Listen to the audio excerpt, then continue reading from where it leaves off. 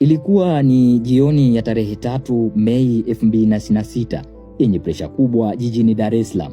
Safari haikuwa kuelekea katikati ya jiji bali kuelekea kaskazini kwenye himaya ya jeshi ndani ya dimba la Meja Jenerali Isamuhyo.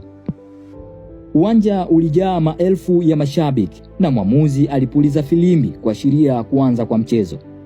Gani itakwenda kutawala katika jiji la Dar es Salaam? Na kabla mashabiki wa Yanga hawajakaa sawa, tayari mambo yakaanza kubadilika. Dakika ya 3 tu mpira ukaingia nyavuni kupitia Libase Gwe.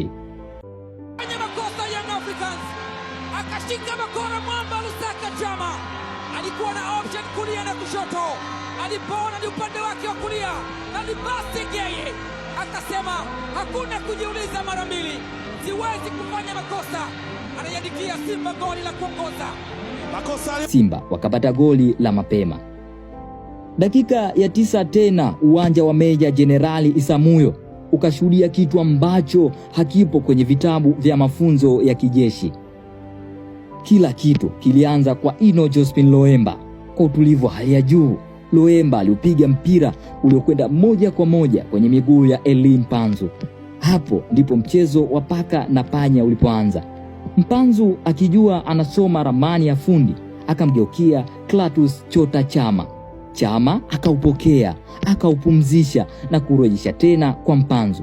Pasi fupi ya 1-2 iliwafanya walinzi wa Young Africans kulewa na kuchanganyikiwa. Lakini Mpanzu alikuwa na zawadi ya mwisho. Kwa jicho la tai aliunyanyua mpira ule kuelekea eneo la hatari.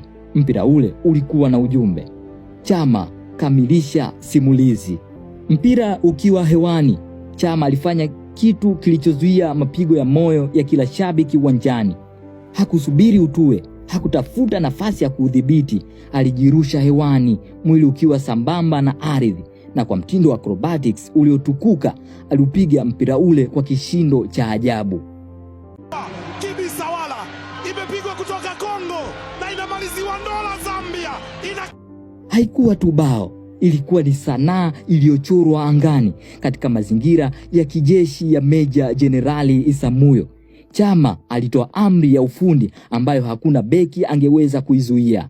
Goli hilo halikuishia tu kuamsha mshindo wa mashabiki uwanjani, bali limezua dhoruba kubwa kwenye mitandao ya kijamii duniani kote, huku wadau wa soka wakishinikiza FIFA kulijumuisha kwenye tuzo za Puskas kama goli bora la mwaka 2026.